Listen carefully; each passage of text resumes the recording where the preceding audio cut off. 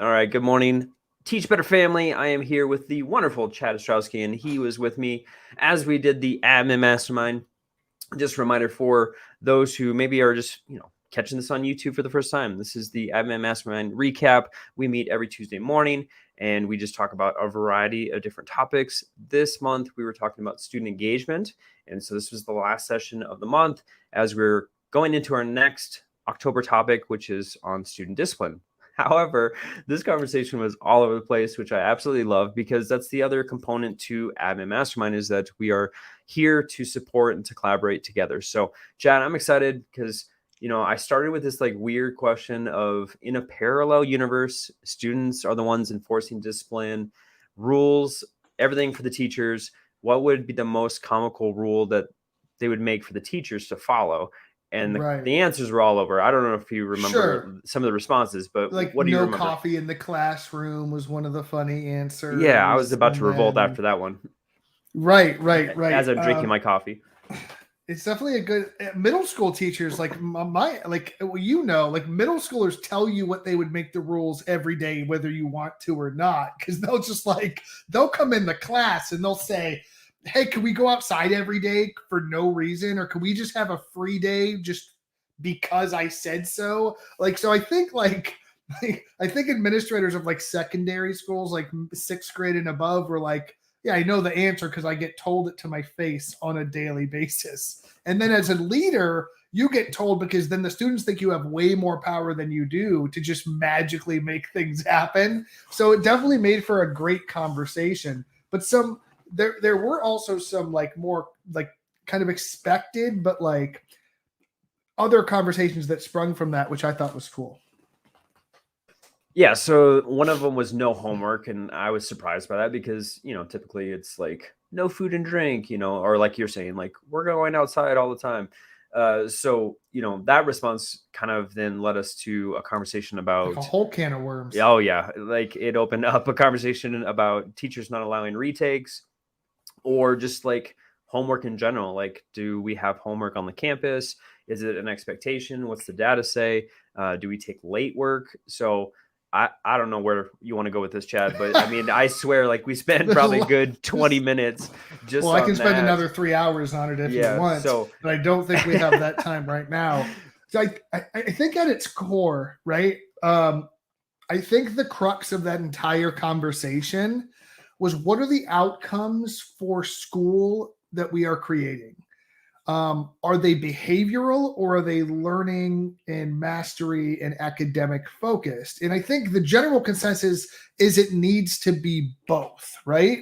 I think one of the ways the conversation took a turn was using homework as a way to increase accountability and expectations behaviorally for students, even with the understanding that there is very little research that I'm aware of that supports its use as a tool to increase academic understanding, mastery, or improvement or gap closure for students. And I thought that was a really interesting take, because if you've ever read a blog or heard me speak or gone to any Teach Better training, we're not like the biggest fans of homework in general. Because a lot of times homework is just that. It's a behavioral mechanism. It's a compliance measure more than it is an academic one. And I think that our conversation really reflected that. But I think I actually heard some points that were made by some of the administrators where they could tell certain populations of students came from certain schools based on if they had higher expectations in the classroom with things like homework, or if they didn't in the school that was down the road or the school that was before they came there. And I thought that was really, really interesting. And what I always come back to is the administrators that we were talking to even admitted the learning that was happening in both of these environments before they got here, in terms of the amount of mastery the students were coming with, the amount of thinking they were able to do was actually the same, or if not unchanged by this. It was only the readiness to be a student in the game of school that they were trying to show them that became the issue. And this to me is like the big question. Are we teaching students to play the game, or are we teaching them so that they can learn and master the content, skills, and abilities we need them to be successful in life? And that's a huge philosophical question, in my opinion. Well, and one I think needs to be answered daily, because there are too many things that are put in place that are for the game of school. Right. So the real question is, does the game need to change to account for when learning's happening, but behaviors don't match our expectations? And I don't mean misbehavior. I just mean executive functioning, right? Like in a math class, I don't need to grade them on executive functioning, but executive functioning in an organization can help them be more successful. So my question is, should we create more bridges to close those gaps as educators, as buildings, as schools, as classrooms, to overcome the lack of executive functioning that may be there? Or should we go, nope, sorry, you don't have executive functioning, you're going to struggle a lot? Like, to me, that feels wrong every time. Like the idea that like, I'm going to set you up to fail. Sorry, you don't have these skills because you didn't get homework or you didn't have these other things. Like, that's just a weird mindset that I have a hard time like getting on the side of. I can see where the arguments come from, but I will always go, if we know executive functioning is an issue, we need to change and adapt the game or the learning environment to scaffold those skills throughout the year. But we need to start at a place where a student can feel successful in whatever classroom, school, hallway, cafeteria, you name it, like that we want to. All right. So since we're opening up cans of worms here, the next thing was on. They're crawling everywhere, man. They're everywhere, man. Put them back. So we talked about retakes and, the fact that, there were some excuses on various campuses about like, it's not preparing them from the real world. Yes. And how like some of the administrators were trying to show like, there's plenty of examples of adults who are able to redo things or have retakes, of even like the teacher assessment that has to be taken for licensure, or your driver's test. There's a lot of different examples there. The other one was that someone brought in a college professor to share. This up. So Chad, go ahead and explain that as far as, them sharing their experience. Yeah. So I'm just going to say this out loud so everyone can hear it. And then you can pause this and replay it for anyone else who needs to hear it. If they still don't agree, you can send them my email or reach out to me. I'll gladly have this conversation. The idea that we are using poor instructional practices today to prepare our students for poor instructional practices in the future is never a good argument to make. If we as professional educators are trying to prepare students for a world that is more hard or more difficult than the one they are currently in, doesn't it make more sense to better prepare them with higher levels of mastery, higher levels of understanding, so that when they get to that imaginary college classroom, right, that doesn't let you do retakes, or that doesn't allow you, that has a bunch of homework, 3 hours of homework every night, like whatever argument you're making, like I'm going to tell every teacher or every administrator right now listening to this, anyone making the argument that because college is X, Y, and Z, we need to prepare students for X, Y, and Z here, that's the worst argument you could possibly make. The first reason is because good instruction is not dictated by poor instruction that happens later. Period. End of story. Fight me. Okay. You're wrong. I will die on this hill. Like no one can ever make that argument to me. But here's the second argument. And this came out in our conversation. There was a school where these arguments were happening, and they brought in a Harvard professor. So literally you can't make an argument to me that like Harvard is not a prestigious institution that has been storied and legendary for their academic prowess in this country since its inception, right? A Harvard professor came in and goes, I do retakes all the time. I just did one last week. Please stop telling your students that college professors aren't doing this. And I think this was a single example of something that it uncovered something that I think is actually true. I do not think that a lot of college professors are the best example of good pedagogy. I think there are a lot of good examples of bad pedagogy in post-secondary education. However, I think there is an increasingly large amount of good pedagogy happening and trickling up into post-secondary education. And I think that the model, the idea of college as being this rigorous place that doesn't care about student success, that doesn't want students to succeed, that is sink or swim, is a myth that we have created based on something that is 30 to 50 years old. Here is the truth. If colleges stop serving students, they run out of money. They are businesses. They cannot stop serving students, and they have adapted to this. They have changed their models. They've made themselves more project-based, more real-world focused. They've made them more mastery-based and competency-based. They've accepted mastery transcripts. They allow retakes. They do remote and asynchronous learning. Like, all of these things are happening at the college level. So if you are a high school teacher that is daily beating the drum of, in college, they're not going to let you do X, Y, and Z, you are legitimately lying to your students. That is not true. It may be true in single cases, but that is a broad statement you should not be making. And it's a defense that is very thin and a straw man argument that can be pushed down very quickly by a Harvard professor when you bring them in. So here's my question.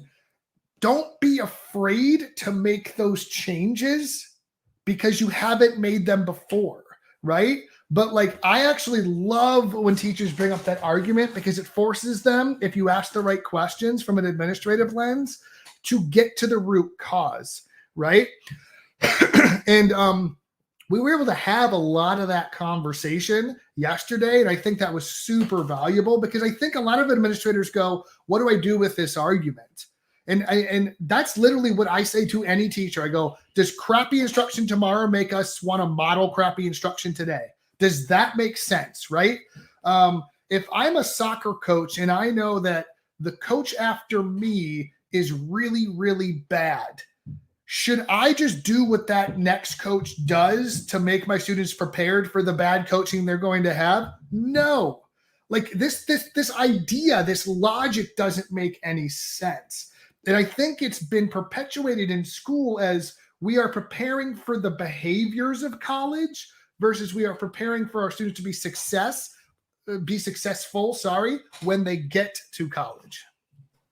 Well, and just to kind of like tie it all back together to the student engagement piece, like when we made our changes on our campus in regards to, redos and retakes for quizzes, tests, those types of things, the assessments, our students were actually more engaged because they felt like they actually had an opportunity to master the skills instead of just moving on to the next thing. You're valuing the knowledge. Yes. Yeah. So we saw like a huge piece of growth in our attention because the students knew it wasn't just one and done. They knew that they had an opportunity to go back and to fix the mistakes or the things that they didn't understand. And so it actually gave them hope and it gave them, more engagement in the classroom. And so just to tie it back to the topic for the month, I do think that even though we went kind of all over the place during our conversation, it did still coincide with the topic. It goes back to creating the environment that students are able to engage in the first place. Yep. If it's a sink or swim environment and I'm sinking, I can't engage in it. Like if it's like, sorry, drowning. I did my best. You're drowning. I'm going to move on, catch the next boat. Like that's not an environment that I can actually neurologically or physically or emotionally engage in because it's not set up for me to be successful. It's not. And I can tell you that like the retakes thing is hilarious to me because like oftentimes they go, oh, we're not giving retakes because that doesn't happen in the real world. And you already alluded to this, right? The GRE, the LSAT, the MCAT, the driver's test, like all of these like big life moments, these things that like professional doctors, lawyers, any professional, like the GRE, I don't know if that's still a thing, but it was a while ago. Like to get into grad school, you have to take these high quality, like super high quality, like exams. Every single one of them allows retakes. Every single one of them. There's not one of them that doesn't allow retakes. Even in PhD programs and doctoral programs, they'll let you correct and resubmit your thesis or your in all of these things are allowed to be redone because it's about where you end up, not how you got there. And so why are we not modeling that with a 3rd grade spelling test or a 6th grade social studies test or a high school algebra test? Like that makes no sense. And what we're actually doing when we don't allow retakes is we are devaluing knowledge. The one question you should ask a staff member who doesn't want to allow retakes is, does knowing how to do 2-step equations or whatever the test was on have any less value on Friday than it did on Wednesday? And the answer is unequivocally no. The value of that knowledge is exactly the same. In fact, you can even say, well, if the knowledge is the same, why isn't the feedback the same?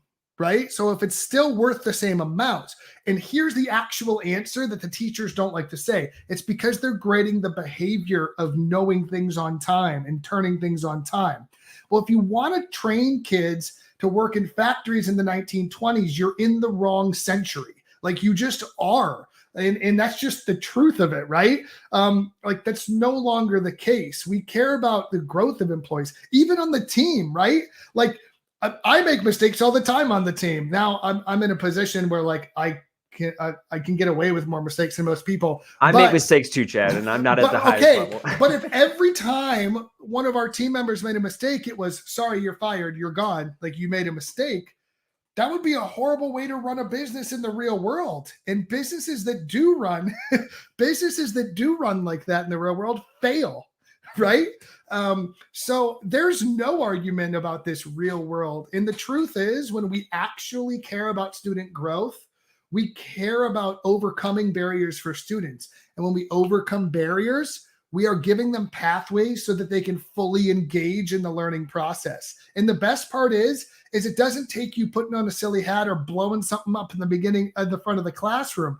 You just have to create an environment where they're accepted, able to be successful, and they're able to feel like they belong there. And it's not like everyone can do it except for me.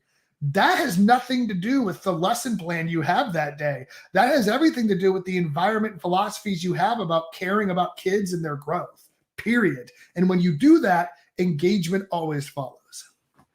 All right. I think that's a great place to end. Chad, I appreciate you so much. Just for everyone that's watching or listening, maybe on the Teach Better Talk podcast, join us every Tuesday morning, 9 a.m. Eastern. It is a free collaboration session, a mastermind. It is there for you every single Tuesday. And if you need to sign up, if you haven't done that yet, teachbetter.com/mastermind.